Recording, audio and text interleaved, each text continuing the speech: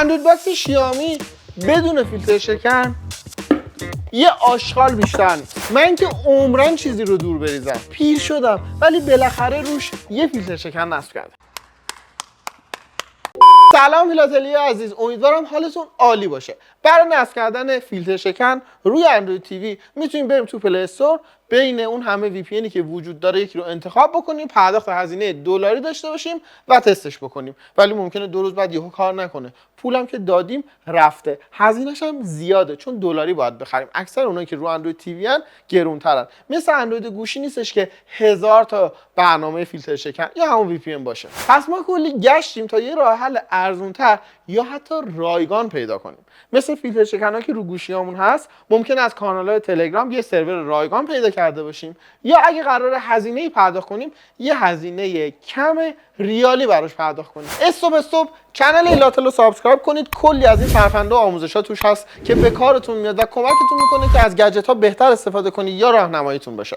الانم تو این ویدیو می‌خوایم تا آخرش نحوه نصب و راه‌اندازی وی پی ان ویتوری رو روی اندروید باکس توضیح بدیم. مواد لازم فقط یه اپلیکیشنه، فایل منیجر ان اکسپلورر. حالا اگه این اپلیکیشن رو ندارید و گوگل پلی یا فیلتر رو نمیتونید نصب بکنید، بهتر ویدیو قبلی ما رو ببینید. اونجا یه طریقی بهتون گفتیم برای شیر کردن وی پی ان و نصب اپلیکیشن ها که اون راهو برید و این اپلیکیشن رو بریزید تا بتونیم برسیم به نصب و راه اندازی ویتوری خودمون. اپلیکیشن ویتوری رو اگه تونستید از طریق مرورگر خودش نصب کنید، اما اگه نتونستید مثل من از طریق ویندوز باید این کارو کنیم. حالا فایل گشتیم پیدا کردیم چجوری بندازیم روی اندروید تیوی. با همین فایل منیجر میشه این کارو کرد. یه آپشنی داره ترانسفر تو پی سی. میره تو این قسمت یه گزینه استارت داره. استارت رو بزنید، یه آی پی بهتون میده. حالا نیازه که اندروید باکستون وصل باشه به هات اسپات لپتاپ. اینجوری میرید تو مرورگرتون اون آی پی که داده رو پیست میکنید و الان یه صفحه باز میشه که شما میتونید فایلایی که دوست دارید رو از لپتاپ به اشتراک بذارید روی اندروید تیوی. این فلش این بالا رو اول میزنید، حالا چوز فایل رو انتخاب میکنی، یه فایلی که تو هر جای کامپیوتر رو دلت میخواد رو انتخاب میکنی و الان تو یه پوشه میذاری رو اندروید باکست. حالا میریم تو اندروید تیوی تو قسمت اینترنال استوریج و اینجا فولدرها رو میبینیم. من گذاشتم توی فولدر دانلود رو باز میکنم، اپلیکیشن ویتوری رو نصب میکنم.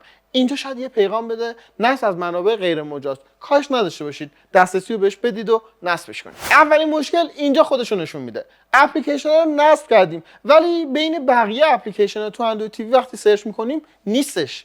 تنها جایی که میتونید ببینیدش ستینگ، قسمت اپس، سی آل اپس. حالا که الان همه رو دارید میبینید اینجاست. جز اینجا نمیتونید تو منوی اصلی اپلیکیشن رو ببینید و این یکم سخت میکنه داستانو، به خاطر اینکه هر بار بخوای وی پی ان رو روشن بکنی باید این مسیر رو طی بکنی، بی از اینجا اپلیکیشن اوپن بکنی و تیکو بزنی تا اتصال برقرار شه. تا اینجا فقط اپلیکیشن رو نصب کردیم. حالا میخوایم بتونیم اکانت یا سرور رو کپی بکنیم و ویتوریمون کانکت بشه. این قسمت بالای صفحه رو نگاه کنید، این گوشه یه به علاوه است. به علاوه رو بزنید، میتونید کانفیگ اد کنید. راه‌های مختلفی وجود داره ولی ما 2 تا از اینا رو میتونیم استفاده کنیم. ساده رو میخوام اول بگم. import config from QR code. اگر از سایت‌های مختلف یا کانال‌های تلگرام یا خیلی منابع دیگه ویتوری بخواید بخرید یا حتی رایگان دانلود بکنید، خیلی هاشون QR کد به شما میدن. میتونید اون QR کد رو به شکل یه فایل عکس توی کامپیوتر ذخیره کنید. اگر هم QR کد بهتون نداد اون منبعتون، اصلا نگران نباشید. فقط یه گوشی اندرویدی نیاز دارید. تو گوشی اندرویدی ست بکنید، بعد گزینه شیر رو بزنید، باز یه QR کد تولید میکنه و بهتون میده. یا از همین طریق میتونید بقیه سرورهایی که رو گوشی اندرویدی هست و QR کدشون رو تولید بکنی، عکسش رو بگیری و انتقال بدی رو لپتاپ. حالا ما دوباره نیاز داریم به اپلیکیشن فایل منیجرمون ان اکسپلورر و انتقال این عکس از لپتاپ به روی اندروید باکس. از طریق فولدر دانلود این کارو میکنیم و اون عکس و QR کد رو میریزیم رو اندروید باکس. حالا دیگه لپتاپ کاری نداریم، میریم رو اندروید باکسمون، ویتوری رو باز میکنیم، دوباره میریم سراغ این به علاوه بالا. اینجا گزینه import config from QR کد رو انتخاب میکنیم. یه صفحه باز میشه که این گوشه این بالا یکم نصف نیمه، انگار نصف آیکون هم دیده نمیشه. یه عکس گالری ماننده. اینو روش بزنید. یه صفحه جدید باز میشه. تو این صفحه جدید آن اکسپلورر یا همون فایل منیجر ما هست. میریم کلیک میکنیم اینترنال استوریج، فولدر دانلود و اون عکس QR کدمون رو برمیداریم. همه این راه سخت بالاخره تموم شد. اگه این پیغام ساکسس بیاد کانفیگتون درست اد شده. حالا فقط کافی روش کلیک بکنید، بعد میاد روی این لوگو وی ام میزنید، نارنجی میشه، وصل شد، تموم شد. راه سخت بود ولی میارزید، چون الان رو اندروید باکست فیلتر شکن داری. حالا که وصل شدی گوشه تصویر سمت چپ پایین میتونی چک تو کانکت رو بزنی، روش که کلیک بکنی میره تو حالت تستینگ و پینگ یا اون تأخیری که داره هم بهت میده. اگه هم دیدید فیل شد، خب این سرور کار نمیکنه، باید چند تا سرور دیگه هم کپی بکنید و انقدر اینا رو تست بکنید تا اونی رو پیدا کنید که کار میکنه و میتونید ازش استفاده کنید. یه نکته هست که به نظرم رسید بهتره بهتون بگم. بعد از اینکه وصل شدید اگر از اپلیکیشن خارج شید ممکنه که اتصالتون قطع بشه. برای اینکه اتفاق نیفته دکمه هومو نزنید، به جاش بک بزنید. در واقع اپلیکیشن بسته نمیشه تو این حالت، یا مینیمایز میشه و تو بک‌گراند داره کار خودش رو انجام میده. این نکته هم اگه دیدید به مشکل خوردید حواستون باشه. طبیعتا برای قطع کردن وی پی ان هم دوباره باید به تو ستینگ از اونجا اپلیکیشن ویتوری رو باز کنی، دیسکانکت رو بزنی. کلا قطع و وصل کردن نیاز داره که هر بار بری از تو اپلیکیشن ستینگ این مسیر رو بیای اپلیکیشن رو باز کنی و انجامش بدی.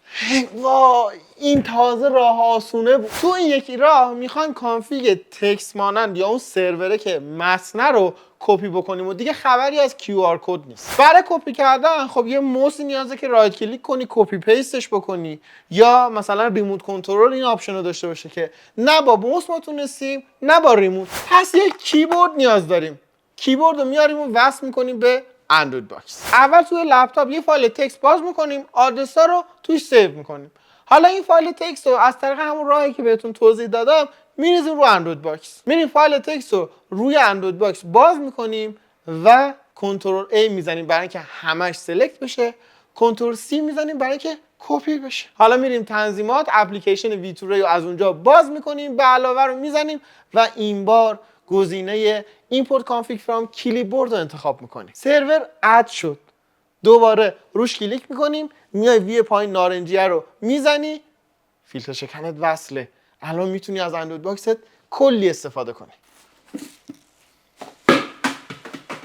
حالا شد یه اندروید باکس که میتونم توش یوتیوب ببینم، میتونم از پلی استورش هر اپلیکیشنی رو دلم میخواد دانلود کنم و دیگه محدود نیستم. تو ویدیو قبلی که شیر کردن وی پی ان با اندروید باکس رو توضیح دادیم، خب خیلی راه پیچیده بود دیگه. اولا همیشه یه دیوایس دیگه باید کنار دستت میبود. دوم اینکه همیشه محدود بودی به اینکه اون دوتا اتصالشون برقرار بشه. خیلی وقتا اتفاق میافتاد که این گزینه لیمیتد اکسس میآمد و اتصال برقرار نمیشد. اما الان دیگه خودش وی پی ان هم رو خودشه، نیاز به هیچ چیز دیگه ای هم نداره. میدونم یه جاهای سخت بود، فقط کافیه چند ثانیه پاز بزنید و قدم به قدم با من اون کارا رو انجام بدید. امیدوارم که بعد از وصل شدنش اون سختیه، اون خستگیه از تنتون در بشه و در نهایتش فیلاتلی شید.